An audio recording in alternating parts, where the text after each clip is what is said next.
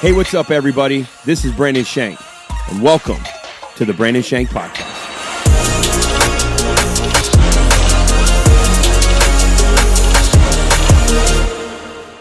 What's up, everybody? Welcome to the Brandon Shank Podcast, live from the new digs. We're here in the lobby. What's going to be the lobby? Yeah. Hey, you say, where have you guys been? Here. We took a couple weeks off because we're in the middle of a building project. The building was supposed to open up last Sunday. Yeah. But we delayed another week to open up this Sunday. We broadcasted live from here, but this Sunday is actually the first opening where we'll have people come in. Place is looking amazing. Oh, yeah. But to give you guys context, our screen with all of the monitors on it is sitting on a saw right now.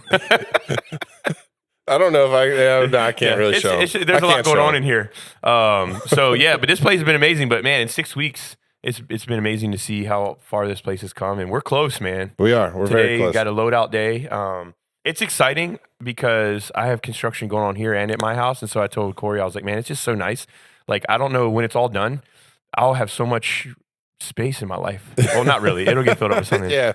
Fill space with other things. But it'd be nice to be able to do some different things. I got a honey-do list for sure that's been building. Every day I get up, put on clothes, grab my water, and get in the truck and go to the church, basically. Yeah. It's been awesome, though, man. I told our team, the Bible is very clear that, like, the whole temple, every process when they built the temple was such a process. Yeah. Like, man, we get to put our hands on this one. I was like, the truth of the matter is, this is a studio that we're bringing people to. Yeah. Right? This is our broadcast studio that's going out all over the world, to other locations. And I said, in the future, if we build something, most likely, the more commercial it gets, the less we can actually touch it. And so to just harness the intimacy, and I know sometimes it's hard to want to harness it, and we're like, it's been 6 weeks, and we've worked every day except for the Sabbath every week, essentially, and we're exhausted. I mean, we've worked Sundays, we worked even days where we had churches broadcasted, we've been up here. I mean, it's exhausting. But I told my wife, yesterday I had a moment where I just looked around, I was like, man, it's sweet to be able to just put your hands on the temple, to know that I'm staining doors that people are walking into or that we're painting. And you might think, well, why don't you just hire a bunch of people? Well, this church we have been gifted with a ton of incredible craftsmen and craftswomen that it's almost like, well, these people can do it as good as anybody. Yeah. Let's let them do it. You know Absolutely. what I mean? And so I can't wait for everybody to see the place. And you'll see it online. No matter where you're watching from, we'll have stuff from it. We'll be broadcasting from here. We'll have our podcast from here. But also shout out all the little leagues all around the country right now practicing for All-Stars. Hey. I wore my gear from last year just to represent, Virginia Beach Little League coming in strong. But yeah, man, it's a great time of year. I always say, I know I coach older kids now. My 13U team, we played last night and we won. Just a shout out to them. But one thing that I love, man, is just there's nothing more special than Little League All-Stars. There's something about Little League All-Stars. It's just it's special, man. So my heart will forever be broken that we didn't win a 12U, but so shout out to all them. This is one of the best times of year for all that right now. Oh yeah, lots of baseball. Oh man, I love the summer. I've never had a pool before. This is the first year we've had a pool, and it's changed my life. Yeah, I'm not one of these guys who's like, I never swim. I don't have time, dude. I don't need time. Nah, I'll come in out of the car if it's a hot day. I'll go full clothes. You gotta swim. You got to. I don't care. And we live. There's nobody around us, so like you can get in your underwear. I used to have a pool, and I will. Okay, yeah, I'll confess. I'll confess. Like my boys, they don't understand that you need to keep your underwear on. But for me, like they think you just go. But for me, I don't care how hot. I don't care. There's nobody around us. Yeah. Some horses. Yeah. So I'll just straight up get in your underwear and jump in. It just looks like I got some spandex on. Like it just looks like I'm a really serious swimmer. Like if you're looking from a distance, like man, that guy like got his Speedos. On. Yeah. Well, I don't wear Speedos. More like the longer Speedos. Yeah. It ain't like BVDs, but I like the tights. But I want you to get a diving suit, just a full body diving suit is what I want. Go at it. Yeah. But yeah, man, I love it, dude. I've never had one, and so it's weird because I think a lot of people don't realize when you have an accessory in your life you've never had before. Because I grew up around pool. Everybody, everybody's had pools that they've gone to, whatever. Yeah. My aunt had a pool growing up, but. You don't really, and I've always loved swimming pools. Like I'm the type of guy where like a lot of guys love golf. I like golf. A lot of guys want to go relax and play golf. That's fun. I love going and relax playing golf. But for me, like Monday, me and Case, man, it was beautiful out. She's laying out by the pool. I was kicking it like little pool house, like little seated area. Just swim, just chill. Like that's all I need. You give me a grill and a pool, and I don't need anything else in the summertime. Oh yeah, that's just me. Yeah. I like the beach. Chickens I like all in the background. Chickens in the back. Yeah, they were under the trees. But sometimes the chicken hawks start flying over top, and you got to get them in because you're like, man, I ain't gonna try to watch these like they're babies. Chicken hawk will pick those suckers up and just go. So, but no, they're good. Chickens are good. Everybody's doing well. You start talking. We've had them since they were chicks, so you start talking. They all run to the edge. They'll like come to you. Oh, that's cool. All of them at once. You know, a little. I don't know. They call them a flock, a herd, flock. Is it a flock? I feel like if you got chicks? wings, it's a flock. We're gonna find out. You can keep talking. I mean, I think it's a flock. How many of y'all think it's a flock? How many of y'all think it's a herd? I think it's a flock. I want to know what constitutes a flock. So it's a couple. Yeah. So it is called a flock or a brood. Yeah, A brood of hens. A clutch. So if they're chicks, it's a clutch. Okay, well, we had a clutch. Now it's a herd. Now it's a flock. Flock, that's what I meant. Yeah. Okay. Didn't know that. Well, what constitutes a flock versus a herd? Wings? A herd. Well, a herd is not. The herd would be like a herd of wildebeest or a herd cattle. of cattle. Why not a herd of chicks? Well, that's why we have different names, I guess. But that's what I'm asking. What constitutes a flock and what constitutes a herd? Is it the wings? Do you have to be a winged animal to be a flock? That's all I'm saying. I'm just asking. I think it's a question that everybody listening is asking, honestly. All right. Well, I'm looking it up. I think it's probably something everybody has stopped right where they're at and is Googling it right now, saying, Yeah, what's a I know. flock? Sorry, my bad. Google faster, Corey. No, I was just saying, I think it's something everybody, I think it's something A herd is a group of large animals that move together to graze, mate, and protect one another. A flock, such as a flock kept by a shepherd, move together for similar reasons as a herd, although it may appear they become ill more often due to living. What? that don't make sense. It doesn't make sense. So a Wait, flock what's the of sheep? difference? What is the difference between herds and flocks? They are the same thing.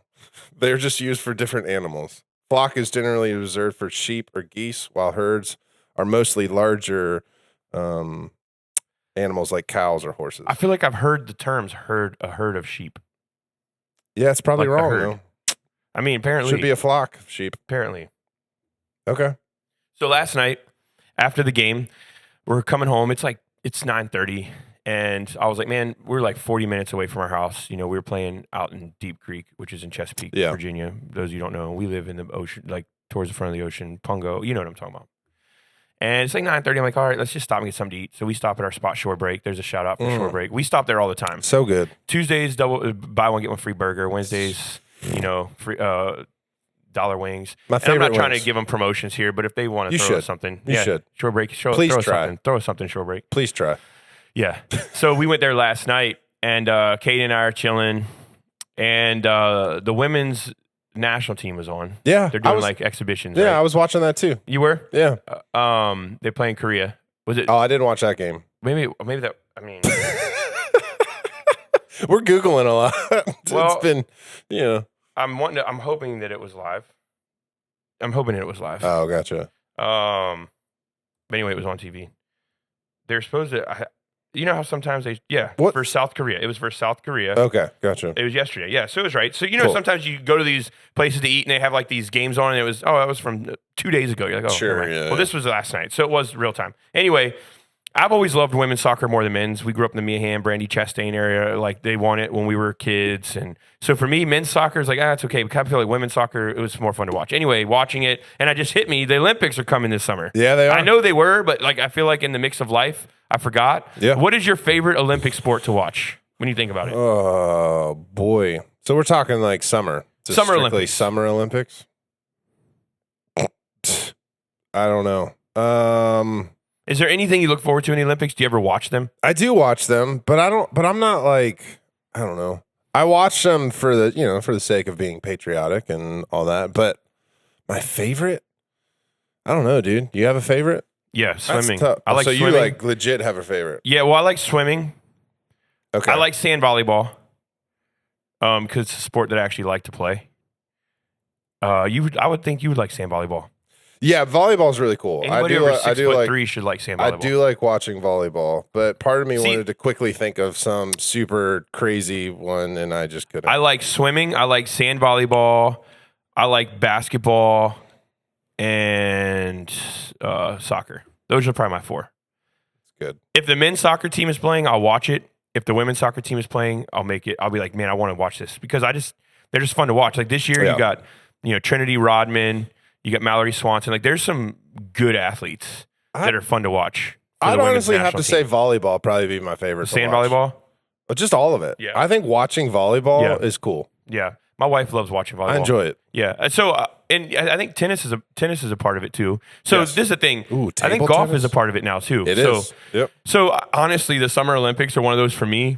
I can get into. Like, I'm not really the Winter Olympics. I love the skiing. I love the freestyle skiing they put into it. But like, the stuff where they're cross country skiing and shooting guns, like that kind of stuff.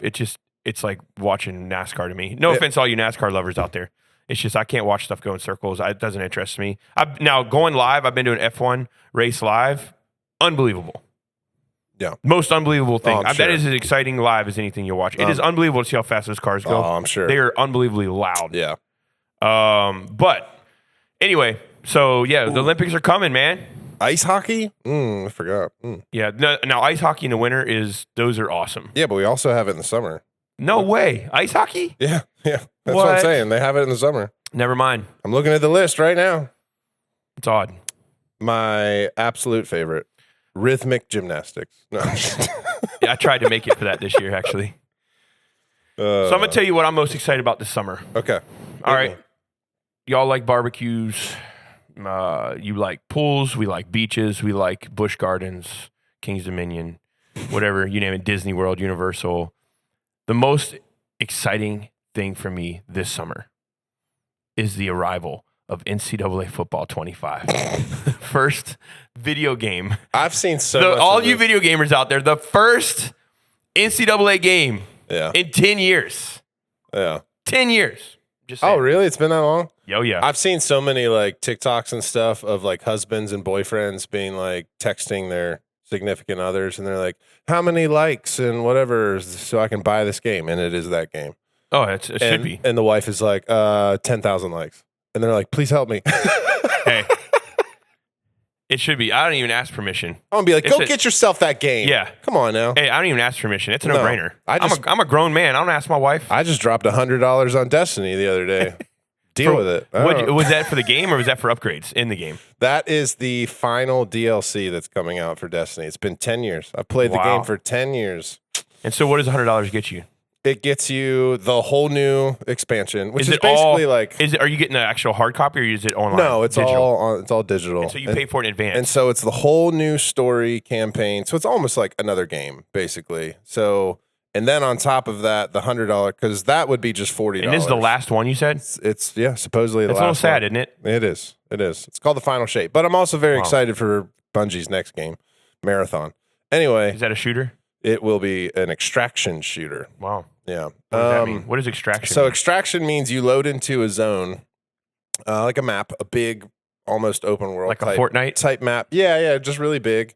So it's adult Fortnite. You're with your squad, and you have certain objections that you can do. Objectives, and you gotta like go get kind of these crazy things, and the whole point is you go on these missions, and while you're on these missions, there's these other real people also on the map. The goal isn't necessarily to shoot one another. The goal is to go find these relics and that kind of stuff. So you're almost playing the game against the game. Yeah. So you go into these worlds, and there might be even like PvE elements, which is, like player versus environment. So like, so it sounds to me like NPCs all you and playing are playing against the actual AI of the game. But here's the cool part about extraction shooters is that once you obtain your objective. Why am I saying that weird? I don't know. I just figured you were on a roll. It's been a long couple weeks. I get it. You can either choose to go back to the extraction point and extract with what you claimed, or you can keep going and find other things and keep going. But you risk another enemy team coming and killing you and stealing all your stuff. So it's this balance of like you either have to kill them and take their stuff and then try and extract. But yeah, so it's something like that. That's pretty cool. Yeah, I love that kind of stuff. I'm looking forward to it. Yeah, that's really cool. But anyway, yeah, it's been 10 years of Destiny 2 and last one. My problem is I have 4 boys, right? We have the Nintendo Switch, we got a Xbox, we got a PlayStation 5, PlayStation 4. And it's just over the years you accumulate them, right? Sure. And NCAA football, we're going out to Kansas City for a baseball tournament late July, and I said, listen, boys, the PS5 is coming. I'm buying this game, and I will be playing it. It's mine. Yeah, it's mine. But, we get MLB The Show, which is a great game if you love baseball. My boys love it, but they're always like upstairs playing Fortnite, or they like COD, like my COD. orders like COD. That's like their game right now. All their buddies. Tell him to play a real game like Apex or no. Caden has played Apex. I know that some of them like that, but yeah, no, I just love. My thing is, I mean, our generation, we were the video game generation. Like we grew up. It wasn't like Mario. They were like good video games. It came into their being in our generation. Yeah. And so our generation can play with our kids, right? Differently. Yes. Yeah. When it comes to we can play video games with our kids. I think. Yeah, with this game, for whatever reason, man, it's like taking me back. I can't wait for it to come out because they got the whole NIL thing, so players' names are going to be on their jerseys. Back in the day, everybody had like number 42, and like when you select the player to run, it wouldn't say like Ingram, it would say number 27. So you just had to know who the players were. Whereas now, all the players' names are going to be in the game. Yeah. So every college player got $600 to be in the game if they opted in. Oh wow! And so they paid them, and they're giving them like copies of the game, whatever. So they did get paid to be in the game, and I'm sure there's some. I don't know if there's how that works with bigger name players. I know that there's different endorsement deals, but all that to say, they say this game is unreal, and I just can't wait to play it. I think because all of us who grew up on it, it's just what it is, man. It's NCAA football. Like I bought that over Madden every year, and I always liked the gameplay better than I liked Madden. Madden seemed a little stiff to me. It seemed a little more professional. NCAA just seemed like you go into the swamp in Florida and just wing it, run with the quarterback and just wing it. Yeah. And it was just fun. It was loose. The game, the hits were different. It didn't feel so tight as a game. And so they say the gameplay is going to be different, even though it's built with the same engine of Madden. And I just can't wait for it. And so, I don't have the time to play a ton. Yeah. So it's like, I can't go in and like back in the day, I'd create a player and just like let him go. And Brandon Shank was the best player on every team ever, right? I get it. But, when I can play, I know during the fall, it'd be nice to kick up on a, if I ever have that Saturday or even a night. My boys like to play. Caden, when the boys go to bed, always like, Dad, let's get a game, So we'll play or whatever, or, Rylan loves it. Makai, my third, man, he loves, and him and Asher, man, he's good at video games. My 7-year-old, I'm like, man, I don't know if we'd either let him play too many or he just good,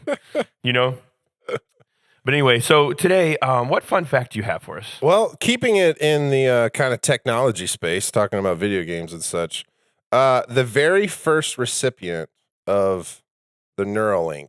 You heard much about this? No. You haven't heard about Elon Musk's Neuralink? No. Is it the thing in your brain? Yeah, so it's the thing in your brain. And so I came across some articles. I even watched this video, which was a live stream of a Neuralink engineer at this guy's house. So the name of the guy is Nolan Arbaugh. And so he is the very first recipient of this Neuralink. He had the surgery and everything. It is a thing that is essentially like, from what I can tell, is like implanted on or near the brain, and there's a brain computer interface. And the craziest thing is it literally takes your brain signals and over some training time, puts them into computer outputs, basically. So he was demonstrating like what he can do. Now he's a quadriplegic, and so he had a diving accident, and so he's paralyzed from the shoulders down, basically. And this happened, I think, like 8 years ago. Super awesome guy. And it was cool. Like in actually one of the news broadcasts that he was doing, he was demonstrating how he now uses this Neuralink. And he's basically showing the newscaster, like, and here's my devotionals that I do every day, like on the computer. It's a really cool guy. Anyway, what I thought was so crazy about this was watching this person. He has his computer in front of him. He's like playing chess and all kinds of stuff. And even like, there's some music playing and he stops the music, but his cursor is moving around the screen. And so the news broadcaster is like, now how are you moving that? Is that like eye tracking or whatever? And he goes, no, I'm thinking about it. I'm thinking about it. So literally he describes this process of once Neuralink was installed in trial and error, like anything, you have to teach your brain how to do something. And so over time, he was saying, like, I would have to say, like, if I wanted the cursor to move up, down, left, right, whatever, I'd have to think about it. And it was this new skill that he had to learn. And he basically said it was like learning to use the force. Like, he's like, that's what it felt like. It felt like I'm just thinking about moving. Like, if you looked at your computer screen right now and you're like, I want that to move down there. I want it to click that. And then I want to go here and I want to minimize that. He's just thinking about these things and the cursor does it, which is mind-blowing to me. It's absolutely mind-blowing. And so he's like navigating his computer seamlessly now, just thinking about it.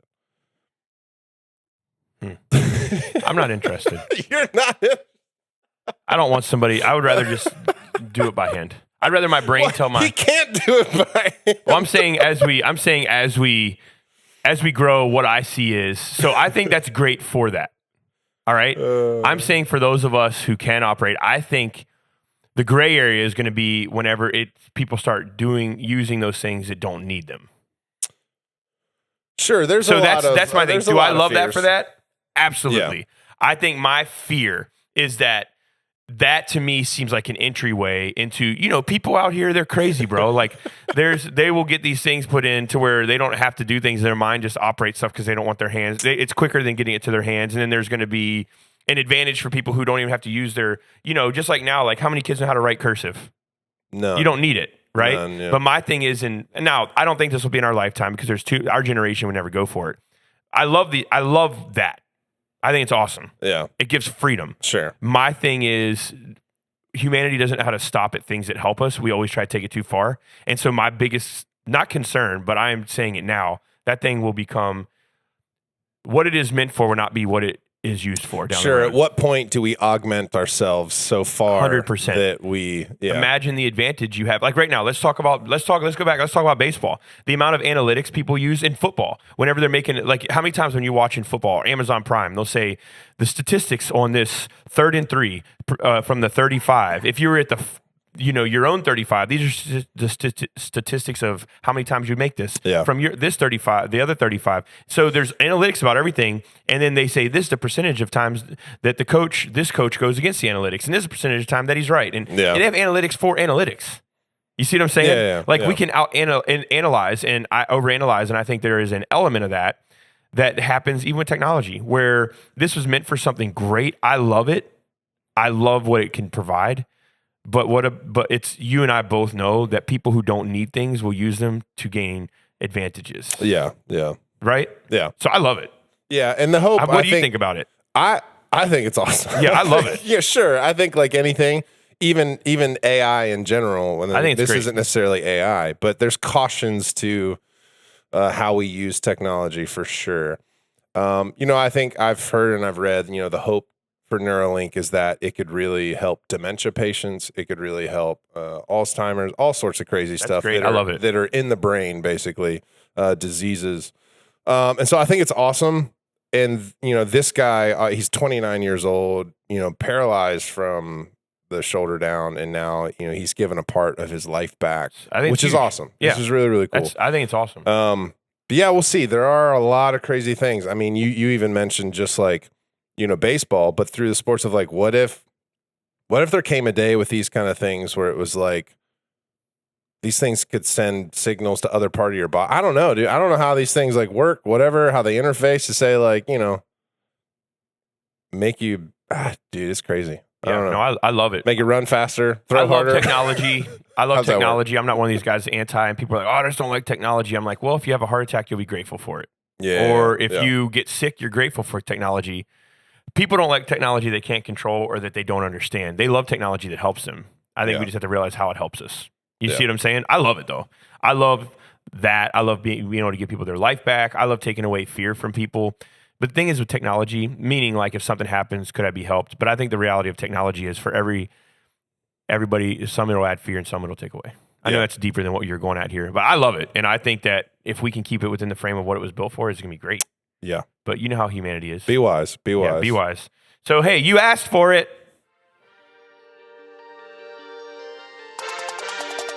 Don't blame me. You asked for it. So I have two questions here. It's been 2 weeks. We haven't had a podcast. But I have two questions that I would like to present to our listening audience.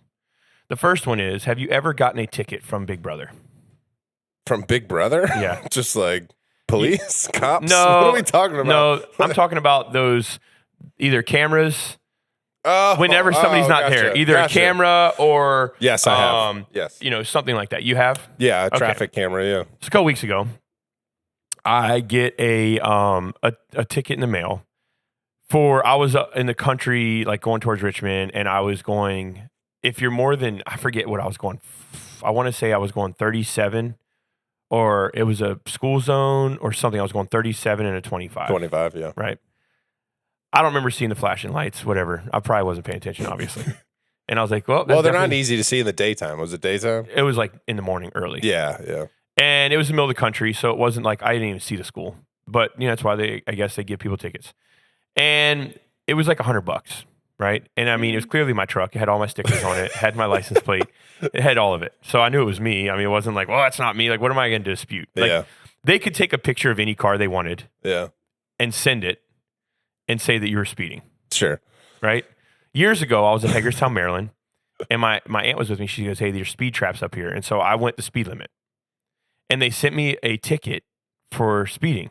Yeah. Now, to this day, I tried to argue it. To this day, I am telling you, my aunt told me, she lives there, there's 2 speed traps here.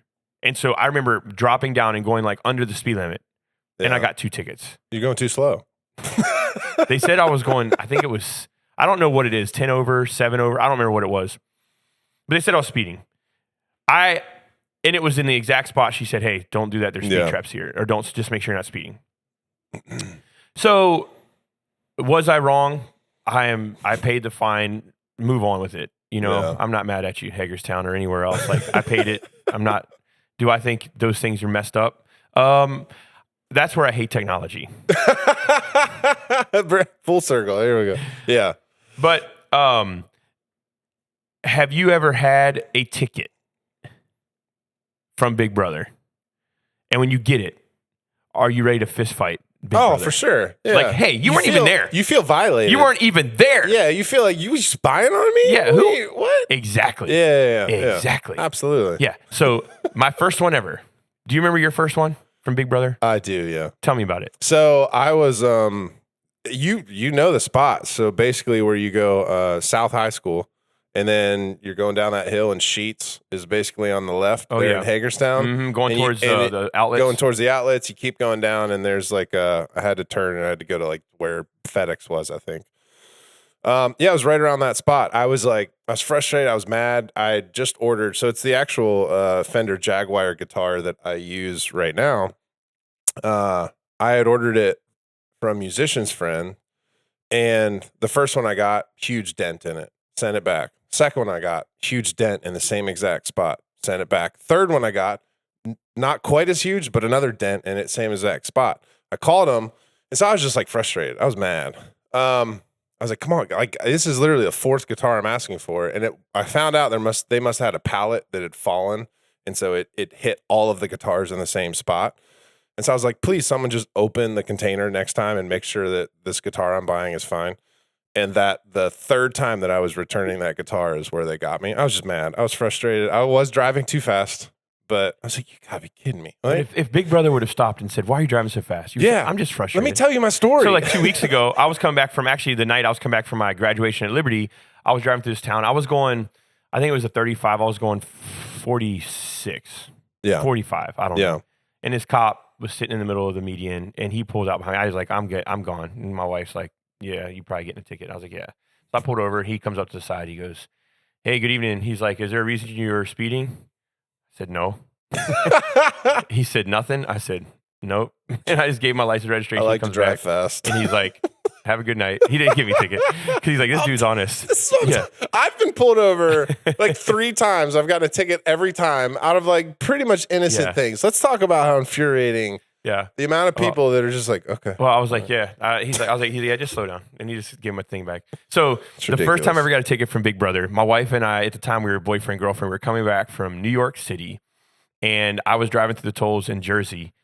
And I had never even known that they took pictures. This was like back in 2001. Okay. And so we get this thing in the mail. Her mom gets this thing for $45 because it was her car. And it registered her parents' name. We were high schoolers. No, I was a freshman in college. And it says, you got this ticket. It was like $45 just driving through this. I didn't pay the toll. Like, what are you talking about? I didn't pay the toll. I said, I didn't pay the toll because first of all, I denied it that it was me. Yeah.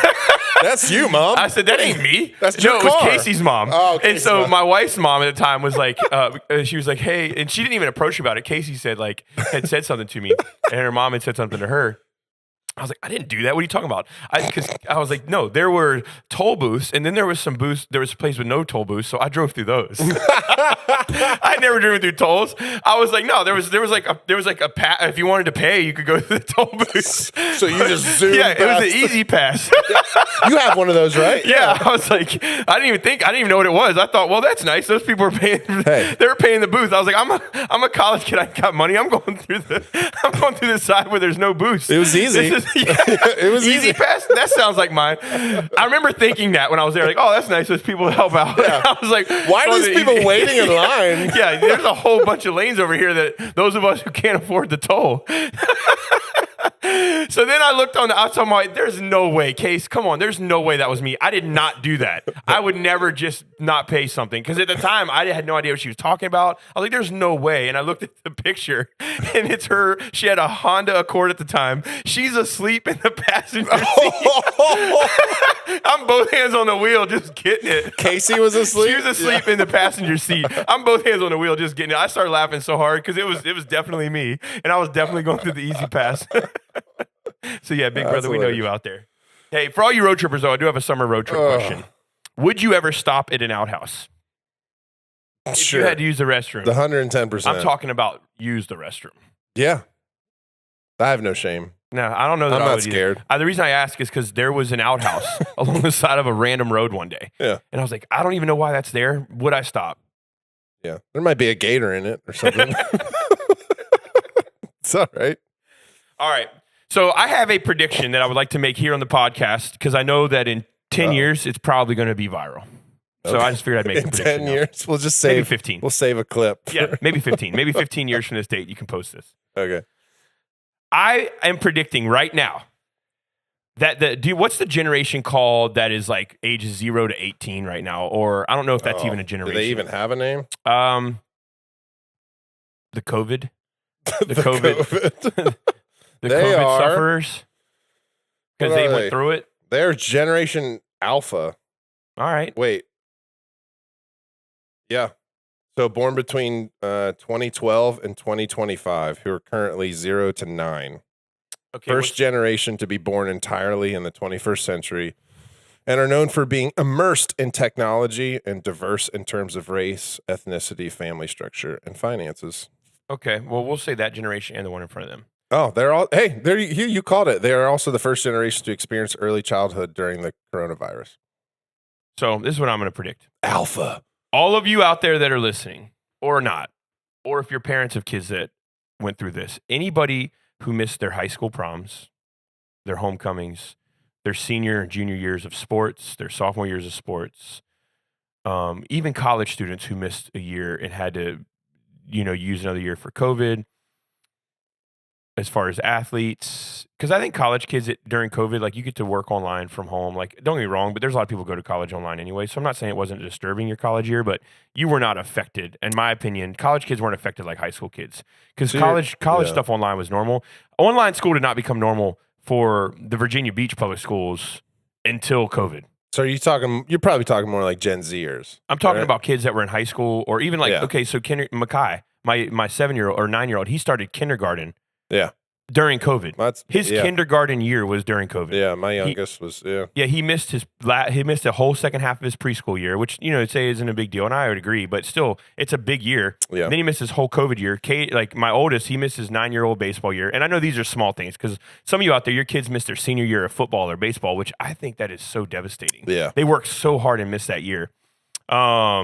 But I'm going to make a prediction right now that this generation of kids that were in some type of high school or middle school or elementary school during COVID or started during COVID will probably have the greatest impact of any generation in the last 300 years. I'd agree with you.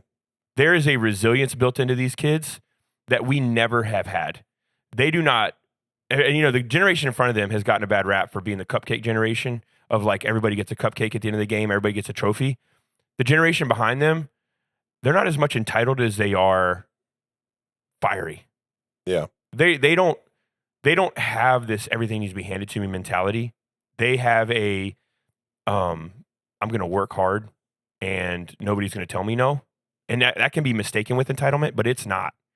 I coach a lot of these kids and generations of them. And I am telling you, this generation is going to be the most powerful generation, I think, in the history of the United States, for sure. I think they are going to change the world. There's something special about them. I'm saying that now. The generation behind us, man, 2 generations behind us, they are going to rattle this place. Yeah, I don't disagree with that at all. You I know? think, yeah, absolutely. I think, again, all of that comes because I think any and every generation comes with a caveat of, those growing up with structure and, discipline and stuff. Because I think they're, like it says, the very first, generation with extreme technology and stuff, that has its downside too. I think there's a lot of, hopefully I pray that as we make this shift, we talk a lot about mental health on this podcast too, where I think it has become an increasing problem, but I think it's going to take a generation like that to swing that needle back the other way. Does that make sense? I agree. 100%. Like, I think like a generation that understands the implications of what this technology and Instagram world and all that kind of stuff, and the fact that you have access to the entire world's problems at your fingertips. It's going to take a generation that understands all of those things and says, hey, I mean, we were talking about this the other day, like, hey, I have to put focus on my mind. And yeah, 100%. I agree with you. That generation, I think, will change the world for sure. Well, and I think our generation, the generations in front of us were stoic. They didn't talk about things. You were weak if you did. And really just the people, honestly, it's why you had a lot of dads who were just mean. Like the generations in front of us, like their dads, if they were stoic, never showed intimacy with their mom. How many movie or TV shows that came out of the 60s and 70s were parents kissing? Maybe the 70s a little bit more, but the 50s and 60s, it was dad and mom, they slept in different beds on television. Yeah. There was this lack of, they could not show intimacy. Why? Because that culture had struggled with connecting. That culture had a lot of problems, a lot of drug use. I mean, you saw what happened in the 70s and even the 60s. Like, why was it? Well, because people were searching for connection, right? And they were searching, and then you wonder, why did legalism become such a big thing? Well, it's been a big thing forever, but why especially in the 40s, 50s, 60s? Because there was no intimacy in relationships. Yeah. It was intimacy probably between women in relationships, like the moms and the grandmas, and you saw that, but the men and the women, there was no intimacy. Sure, there was sex, there was children being born, but there was no intimacy, even in TV shows if you watch them. You know what I mean? It was very male dominated and just it wasn't kind, it wasn't nice, it wasn't a submission of intimacy to the women and like loving them the way they should be loved. And so it created this culture of people were searching for stuff, and so all the kids of those people ended up doing drugs trying to find the Holy Spirit, through the hippies and everything else. And so the generations have been searching for intimacy from the get. I feel like the generation behind us that went through the COVID, the whole era, and that have had to battle, I think they know they're going to have a resiliency built into them and in their relationships and into their lives that every generation should learn from. Yeah. And I think it's going to be awesome. The older generation, so let me tell you something funny that I saw the other day. It was a Sunday morning, and there was this car just flying. And I was like, what in the world are they doing? There was nobody on the roads. It was like, 7, 8 in the morning, or 9 in the morning. No, it was 8. And they were just flying out of cars. I'm like, who is this?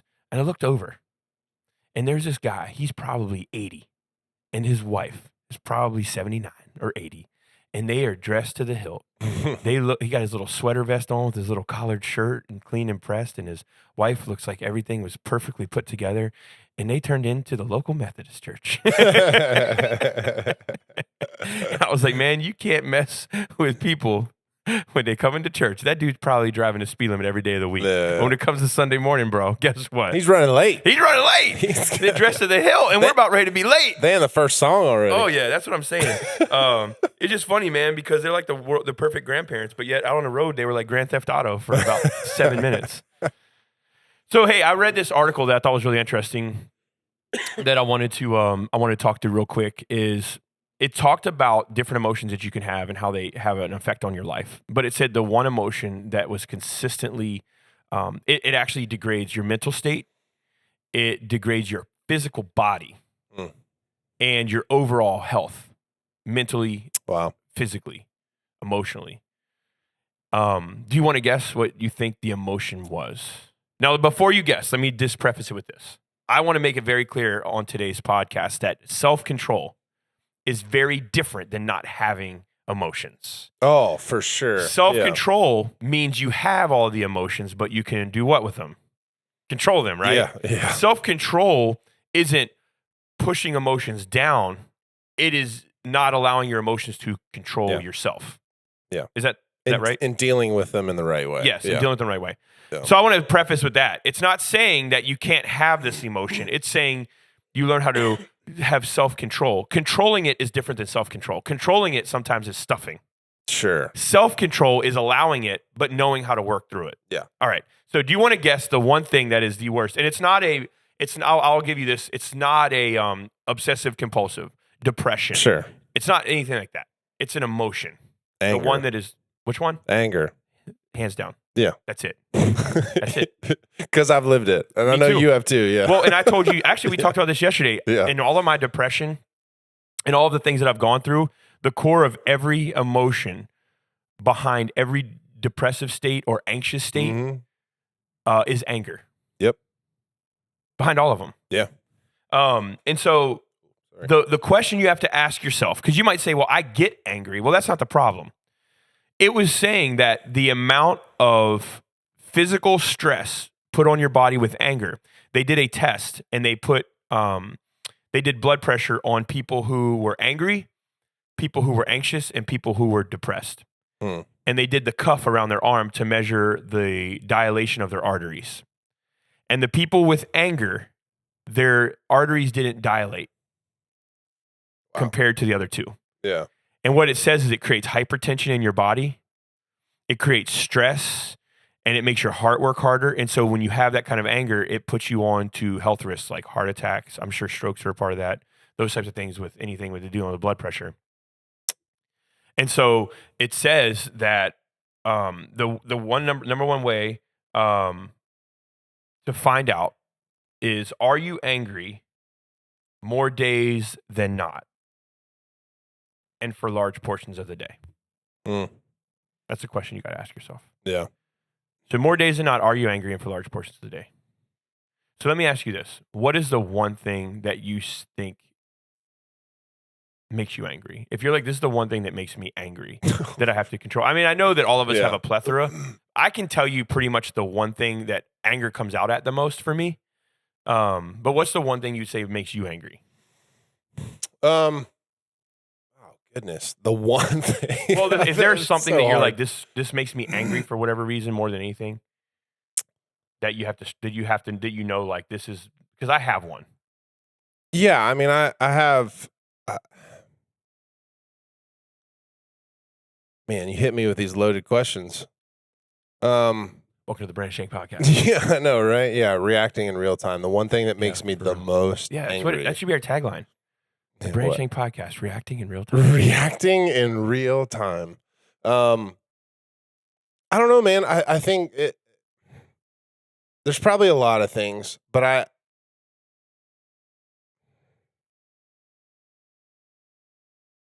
I don't know. That's tough, dude. Like to think of the most. Maybe share yours and then I would say the thing that triggers anger is probably a better way to put it for me. Okay. Is some would say it's just stress, but I would say overwhelmed. Like, so for instance, if I'll use my wife, if she texts me and is like, hey, this, and this needs done around the house. Yeah. Whenever you get time, and I'm here doing something where I know like there's overwhelming amount of work to do here. Yeah.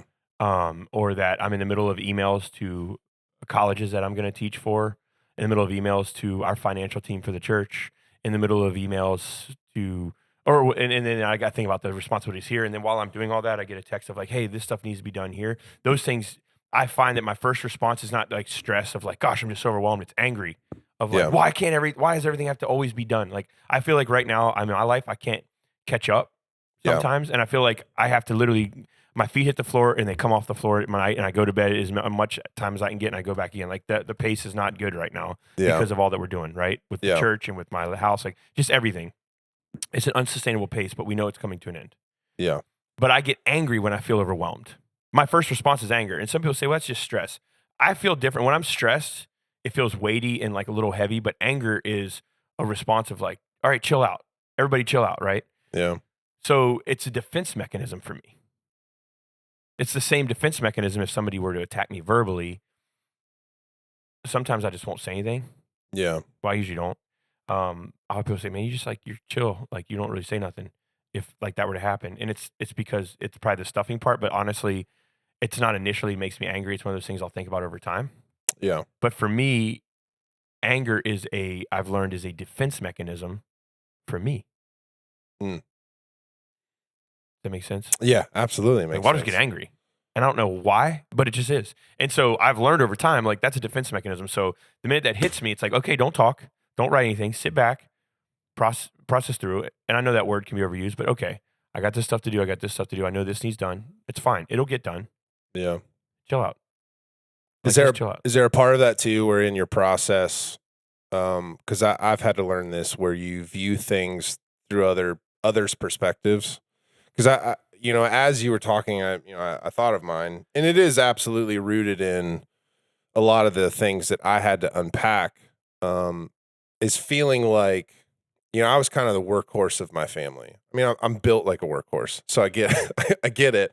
But I remember just being the kid, but even the teenager, that it was like my parents were just, hey, Corey, do this, Corey, do this, Corey, do this. Because honestly, not trying to like, diss my siblings, but they just wouldn't. I literally had a conversation with my dad where he asked me to do something and I'm loading up my other siblings' luggage because my dad asked me to. And I was frustrated and mad. And I remember having a conversation in the hallway at his house. And he's like, you want to know why I asked you to do it? Because I know you'll do it. And it was a level of like, I felt kind of like respected and honored in that. But I also unpacked in counseling, like how still ticked I was about like all that stuff. So I think for me, a big one is when others just make me feel like a workhorse. When I exist just for their stuff. When it's like, hey, I'm a person too. Like I have stuff that I like and I enjoy and I want to do. But I think sometimes in life I get caught in this trap where it's like I feel like I just exist for other people's projects. I'm in a season right now too, where, like the building at home and that kind of stuff. And I've talked to my wife about these kind of things where it's like, I've had zero time for musical stuff. I'd have zero time for, even last night, with baseball. Last night, literally, we talked about video games. The new Destiny stuff dropped, but I was at the baseball field till 10. So I got home and like, well, I'm not playing. Like I had to text my friend group and be like, hey, I'm not going to be on tonight. Baseball game went late, going home, going to bed, get up early, do this. It's like, now I'm not saying that necessarily, your job, your life gets busy. It's not like those things are constantly telling you like, yeah, no, you just exist for work and baseball and this. They're not necessarily saying that, but there have been times in my life where it just, a person makes you feel like, well, you exist for that. And that's when I'm like, because that childhood thing comes up within me. And yeah, you're right. I get defensive. I get like, no, I'm not. What are you talking about? Like, I'm a person. So I think, that one's big for me. Yeah, you just don't feel seen. Yeah. But you're saying that at the end of the day, although that might have been triggered from childhood, you're saying for you, it's a perspective of like, well, that's not the reality. It's just my perception because of things that have shaped that. Yeah. Which is a healthy perspective. Yes. I understand that, because it's funny you say that because there are seasons, man, out of the 10 years, I would say 9.5 of them is pastoring this church where I feel like overwhelmed, exhausted. You're not just trying to grow and grow the big church. That's not what I'm trying to do here. Yeah. But you feel like people want you for what you can give them. Yeah. And they don't actually celebrate you. Mm-hmm. And I don't need somebody to put my face on the sign outside. But you feel like all you do is give out and give out and give out. And people are still just trying to take as much as they can. They don't care if it runs you to the ground. Like society, they'll run artists and celebrities and other people to the ground. But the reality is it's just bad. It's just bad guardrails that those people have in place, bad boundaries. But so I get a lot of celebrities or artists who sing and they do all these things and they just stop doing it because they just feel like people just want me for that. They don't actually care about me, right? They don't want to just tour and just be another face because you feel like that. And I know that I felt like that a lot, even pastoring. Like, you pour out and give everything you can and give opportunities to people and give them opportunities they'd never have anywhere else. And they just use you until, they don't need you, or Yeah. there's no respect, or whatever it may be. And then I realized, no, it's not about me. That's the way people are with everything. And Yeah. Yep. and God's been very clear with me. He was like, listen, you can't be a shepherd and expect people to love you the way that you're going to be called to love them. Yeah. And that to me was hard, because that's the spiritual thing of, I can't expect people to love me the way that I was called to love them, Yeah. because God's given that to me. My wife tells me that all the time. She's like, Brandon, you just love people with such a deep love that isn't normal, that it's just different. She sees it from the outside. She's like, you just are so loyal and you honor people and you just love them so deeply. And sometimes I feel like I hate them so deeply, but she sees me as loving them because I'm a human. Yeah, You're passionate. Yeah. But I'm like, I can't just let people go. Like, that is my weak spot. And it's something that I've gotten better at, because I know that it has to happen. But I think that I can resonate with where you're coming from, in that I don't feel like that as much as a workhorse of like, just do for me. Because my wife has never made me feel like that. One, because I'm not as handsy as you are when it comes to being able to do a lot of stuff. Yeah. And actually, I'm amazing at it. I just have never told her. So. Actually, you're a great botanist. Yeah, exactly. So, I mean, she's never had this massive honeydew list, because anything that's significant, like backsplash, my father-in-law and brother-in-law can build houses. Yeah. So it's like, why would you ask me to do that? Like, anything important, like my brother-in-law and I, we've done a lot of work together. My father-in-law and I, we've done a ton of stuff together, and people would probably say, man, you're actually decent, but it's not because I'm decent. When I get in line with my family, I am nothing. Yeah. I am a helper. Outside of them, I can probably carry my own a little bit. But when you got people like that, it's like, my wife ain't asking me, she's asking her dad or her brother, which I'm grateful for. But I say that because for me, I've never had that. She's like, hey, can we hang these? Or like last week, hey, I need 30 minutes of your time. I know it's your prep day for your messages and stuff. And so I'm like, yeah, I'll give it to you. But it was like an hour. Like, hey, can you go hang all this stuff in the bathroom and put all these towel racks up? And it's like, I got you. But my thing has been more probably pastoring. I feel like I give out and give out and give out and give out and give out and give out and give out and give out, and people will take until I'm done, and then go to the next person. Yeah. They don't care. Yeah. They just do what they want to do, and they'll spit you out. And it feels like that a lot. I don't know how more honest I can be. Sure. But it feels like that a lot. And so I can relate to your feeling, because I would think it's the same vein of like, they're just using you until you wipe out, and then they'll get the next one. Well, yeah, absolutely. But I can tell you from my perspective, especially being the one who employs you, that's not even close to truth. Because the value that you have as a friend, as a person, but even what you bring here, like, it's not your gifts that make you valuable. It's your willingness to try things. It's your willingness to say, like, whatever. I mean, we have shut down so many things that we're consistently doing to build this building. Yeah. And to put you're using your own tools and so many other things to help with this building. It's like, you're just giving of yourself. And that's what you are. And when you're in, you're in. You're a very loyal person. But I can tell you from my perspective, I see it more as like a bunch of us. We're all in here grinding together, building something significant. But I can totally understand that feeling of, I'm just being used. Because I think for all of us, when we get tired, for me, when I get tired, that's my first response. Like, I'm just sick and tired of people using me. I'm just going to take some days and do my own thing. Yeah. Right? Oh, yeah. Frustration can creep in real quick. You know, that bitterness can creep in real quick. What I've found, too, is I was never good in the past of voicing certain things. And so now, like, even in my marriage and other places, it's like, you voice where you are. You voice your exhaustion. You voice those things. And it's kind of cool. It's this cool new dynamic that you reach in relationships, especially with my wife, where she recognizes those mental places that I'm in more and more and more. And what I've realized is it doesn't necessarily, in seasons, it slows down the honey-do list or whatever. But I've recognized when I tackle those things in a more opened and healthy kind of space where my wife may know, like, yeah, I'm tired, I'm exhausted, but everything within me still wants to do them. Like, I still want to do them. I don't want to not do them. Like, and I do. If I can work with my hands, I do enjoy it. But yeah, I have to keep a better pace on myself. I have to make sure that I'm telling other people where I am. And what I've found in turn, especially with my wife, is she supports me in way up, like, other areas that benefit me so much more, where it's not necessarily like, man, I wish you just wouldn't ask me to do this because I'm exhausted. No, because then the truth is I just turn into lazy Corey and I'm sitting on the couch not being productive. And I don't want to, like, I've learned not to be that guy anymore. And I don't want to be that guy. That's lazy, stuffing Corey, just play video games or whatever, sit on the couch. No, I actually enjoy being more productive, Corey. It's just learning a new pace and how to actually like communicate my emotions so everyone else knows where I'm at. And learning, my wife can learn to support me in that way, which is really cool. And I can learn to support her better in other ways. So it's been a cool dynamic, but it's a learning curve for sure.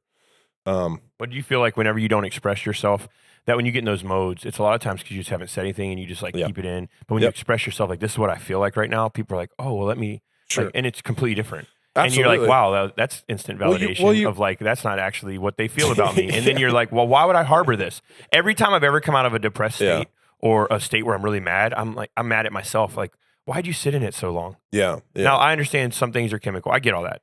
Mm-hmm. But I also know that a lot of things are, we've got to actually push to, anytime you're in a mental state, you've got to push, or anything. You know, and I know with my wife, there's times I've been mad at her and I hold on to it.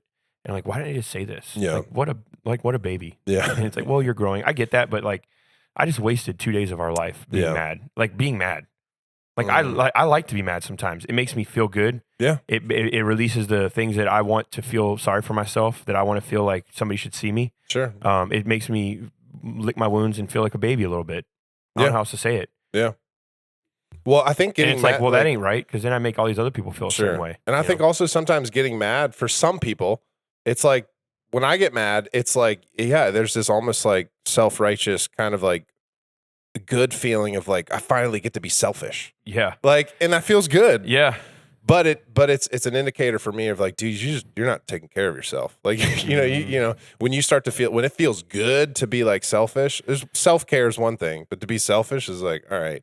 And that's why I asked you the question about the perspective things. Cause for me, it's like, honestly, sometimes just stepping back and realizing that like, whoever it may be, you realize like, yeah, like most of us, if we're being honest, most of us spend most of our days, well, a lot of us probably like just thinking about where we are, what we're doing, and it's like, it's the truth for everybody.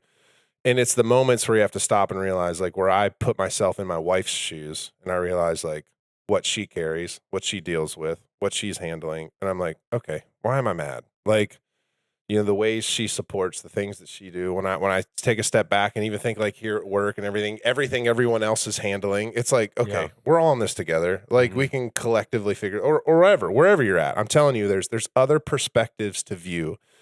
And I think when you do that, it gives you a level of grace. It doesn't mean that someone hasn't wronged you. It doesn't mean that the way they said, again, I'm not saying that. But it allows you at least to step back and say like, okay, I understand and I can move forward from that place rather than just a place of bitterness and anger, you know, because that's not a good place to move forward from. Yeah, I agree. Well, I have one final thought. Here's my final thought. I want you to ask yourself the question, what's the point? Everything you do in life, everything you commit yourself to, what's the point? What's the end game? What's the end result? You know, why am I doing this? Because I've asked myself that question. It's actually helped me really go towards a place in my life that's significant. I think sometimes we end up doing so many things and we're saying yes to so many people. And it's like, what's the point? I think the thing that has killed us post-COVID the most is busyness. I don't think it's scheduling. I think it's busyness, meaning we have a schedule, but then we add stuff and it makes us busy. There's a difference. Yeah. Am I a busy person? Yes. I have one of my coaches that always tells me, he's like, man, I'm the busiest person I've ever met. He's like, until I met you. Yeah. He's like, you literally have not a minute in the day. And I think part of that's because I lead 2 different organizations. Both are significant and large. I have 4 children. I coach a baseball team. Yeah. All 4 of my boys play baseball. I could keep going on. But yeah, there's when you do that many things and you're committed to that many things, there's going to be a lack of time in the day. And you have to say no to a lot so you can say yes to a lot. Mm-hmm. So what's the point? I want you to ask that today. What's the point? Am I the things I'm doing healthy? You know, do something for yourself this week. You know, with the permission of your spouse, but do something for yourself. Make it good. My wife's been telling me, like, I felt bad. We celebrated our 19th wedding anniversary last week. And, you know, she was like, we were going to go away, but the church is doing this build out. And you're like, well, you should have scheduled that and just done it anyway. And I hear people saying that, but the reality is we can go in June. Sure. Like, we're going to have space in June to go. And we both know that. We've been together 19 years. I don't put her off. But these last couple of weeks, we know, like, we haven't had that date night. And I know we make those priorities for sure in our life. Yeah. We go away every year. But I know right now, like, what's the point? Well, this building, it matters, right? My boys, Ryland's practicing for All-Stars. Like, we can't just leave. It matters. Yeah. He earned that. With the things that are going on in our life, they matter. And I know we're always going to have things that matter from here on out, right? And so, yeah, we'll take time for ourselves and we'll do our own thing. And you say, well, what's the point to do that? Because if you don't answer that question enough in your life, you will come to the place where you can't answer it. And that's the trouble. Now, well, I love them, this, that. Well, what's the point? Is it going towards a bigger goal in your life? Is it going towards what you're actually trying to build in your life? Does it play together? We ask those questions financially when you look at your financial portfolio or just your checking account and you're thinking, well, what's the point? Is things going, they always say, well, what's the point? What is the point? Like, is this all, if you always say, if you look at somebody's bank account, you can see where their heart is. Like, what's the point? Where's it all going to? If you look at our bank account, you would see that our heart is in eating out. Every night we're eating out, trying to eat before we get home because baseball. Yeah. So, but anyway, ask yourself, what's the point? Let me pray over you, Lord. I thank you for each and every listener. I pray that today they would know that, God, at the end of the day, you are all that matters, and you will inspire them, you will equip them, and you will put them in the right position to succeed as we submit ourselves, as we humble ourselves before you. We love you, and we thank you. And everybody said, amen. Hey, we love you guys as always. 9:30 every Sunday here at Palms Church. Thank you for listening to Brandon Shank Podcast. See y'all.